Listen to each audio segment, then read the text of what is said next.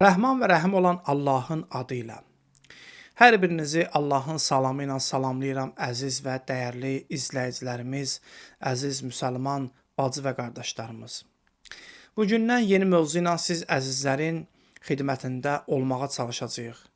O mövzu bundan ibarətdir ki, bildiyiniz kimi hər birimiz müsəlmanıq, hər birimiz Allahı qəbul edirik və bilirik ki, bizim yaradanımız var, o da Allah Taala'dır. Və hər birimizin vəzifəsi budur ki, bir müsəlman olaraq, bir insan olaraq Allahın kimliyi barəsində öyrənək, məlumat əldə eləyək. Ki, görək Allah kimdir, Allah işləri necə görür.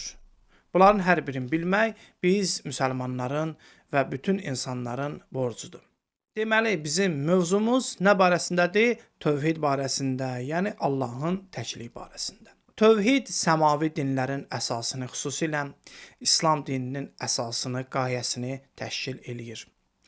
Allah Taala Quran-ı Kərimdə Nəhl surəsi 36-cı ayədə buyurur ki, Bismillahirrahmanirrahim وَلَقَدْ بَعَثْنَا فِي كُلِّ أُمَّةٍ رَسُولًا أَنِ اعْبُدُوا اللّٰهَ وَاجْتَنِبُوا الطَّاغُوتَ. Allah Taala buyurur ki, biz hər bir ümmətə Allaha ibadət eləyin, tağutdan çəkinin deyə peyğəmbər göndərmişik.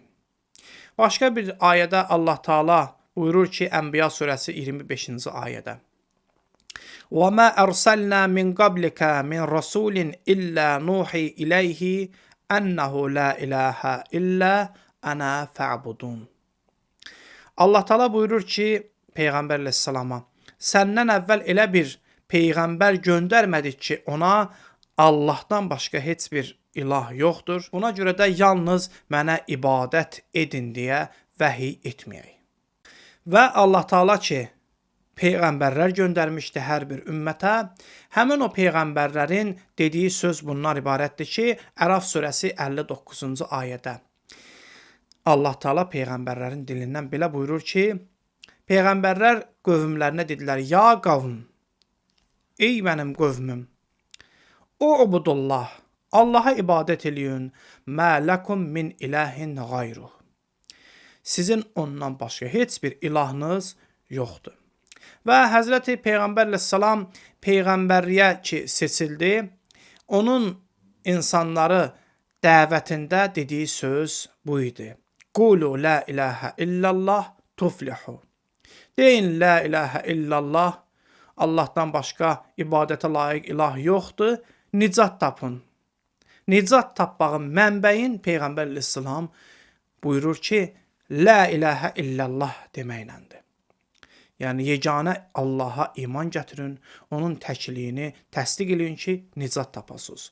Və məsum imamlar əleyhissalamdan da müxtəlif hədislər qeyd olunubdur. Onlardan bir neçəsini siz əzizlərin xidmətinə buyururuq. Şeyx Səduqun tövhidində hədis gəlibdir ki, məsumlar buyururlar ki, la ilahə illallah səmənul cənnə. Buyururlar ki, la ilahə illallah demək cənnətin qiymətidir. Yəni, cənnəti qazanmaq istəyirsənsə, bu sözü de. 8-ci imamımız İmam Rıza əleyhissalam 12.000 Nişapur aliminin yanında Peyğəmbər əleyhissalamdan bir hədis rivayət edir.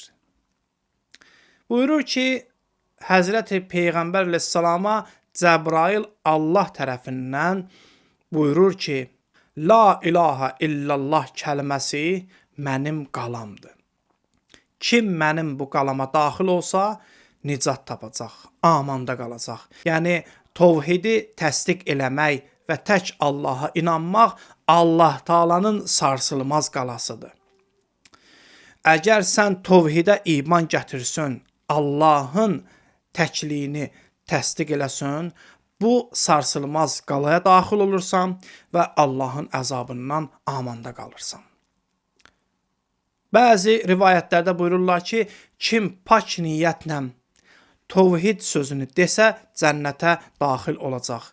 İmam əleyhissalama görə kim pak niyyətlə ki, bu hədis gəlibdir ki, pak niyyətlə tövhid sözünü deyənlər cənnətə daxil olublar.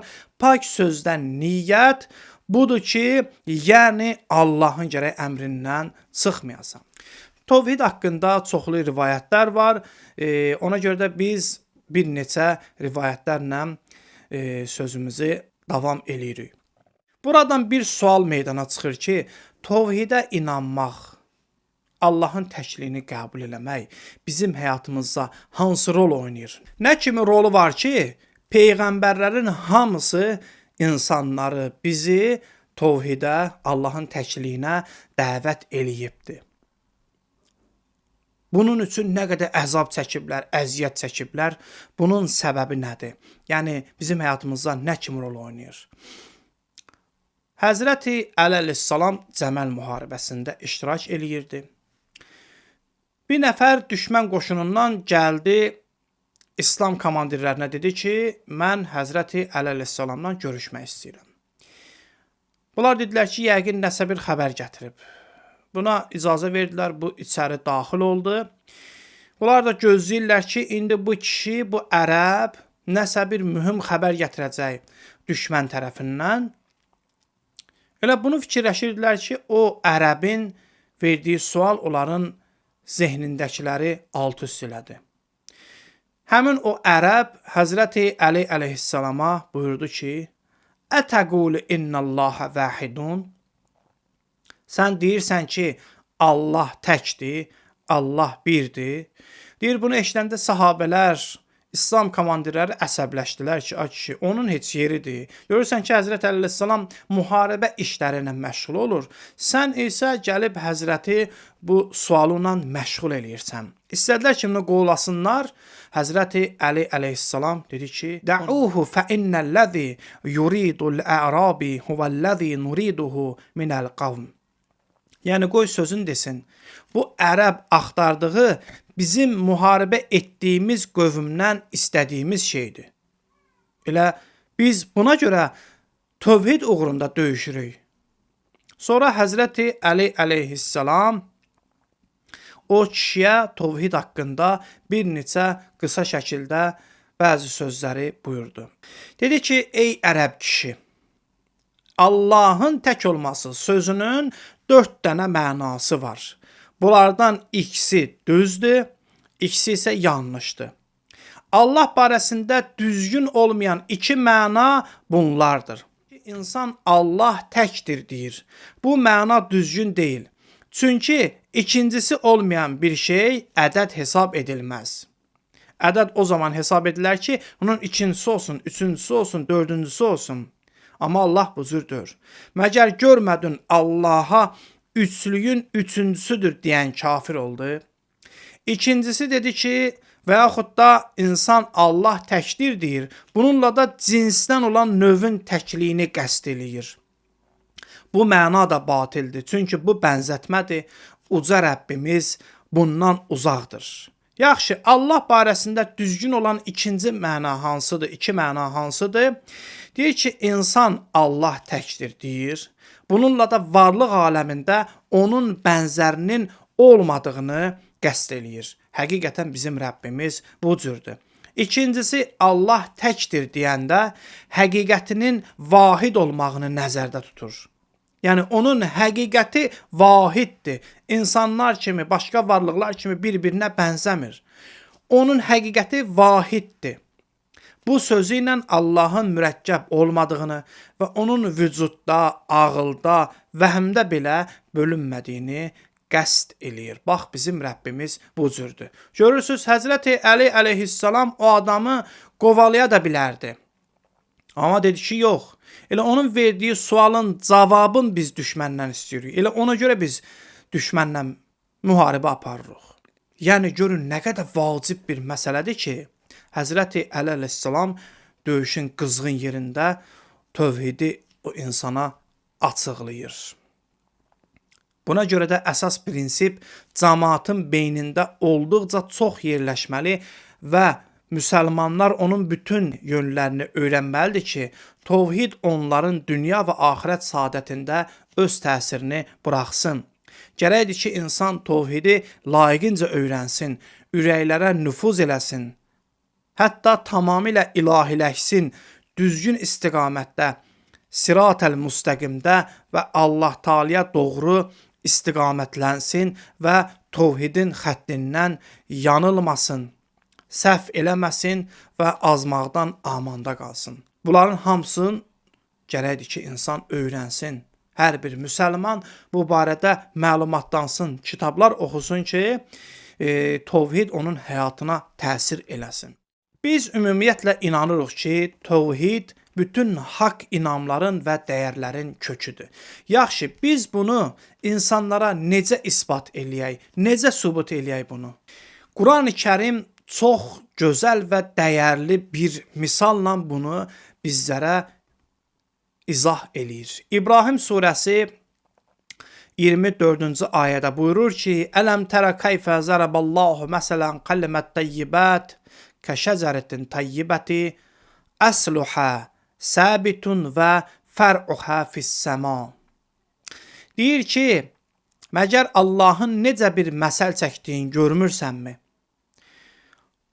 Xoş bir söz və yaxud da pak bir söz və haqq olan etiqad kökü yerdə olub, kökü yerdə möhkəm olub, budaqları səmaya uzalan gözəl bir ağac kimidir.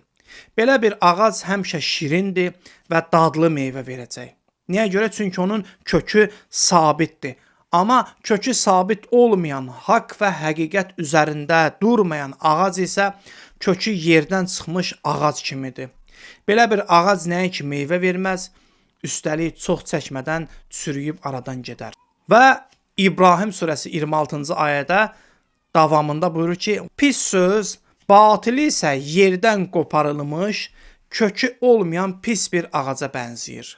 Quranın çəkdiyi bu misalda İslam ideya məfkurəsi kökü la ilahə illallah üzərində möhkəmlənmiş bir ağac hesab olunubdur. Bu söz və etiqad layiq insanların ürəyində kök salan ağacdır. Bu ağac yenə də kök atır, budaqlanır və nəhayət çiçəklənir, ləzzətli və dəyərli meyvələr verir. Bunun başqa ağaclarla fərqi var. Bəzi ağaclar var ki, bilirsinizsə, müxtəlif fəsillərdə meyvə verir. Amma bu ağacın meyvəsi həmişə var. Onun meyvəsi heç vaxt üzülmür. İnsanlar həmişə ondan istifadə eləyirlər.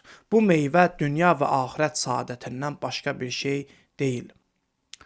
Allah Taala İbrahim surəsi 25-ci ayədə də buyurur ki, Tu'ti ukulaha kulla hinin bi izni rabbihə. O ağac Rəbbinin izni ilə bəhrəsini hər vaxt və ilin bütün fəsillərində verir. Allah'ın verirəm izzətinə, cəlalına. Allah Taala bizləri tövhidlə yaşayanlardan, tövhidlə dünyasını dəyişənlərdən qərar versin. Allahümmə salli ala Muhammed və ali Muhammed və selamun aleykum və rəhmətullah.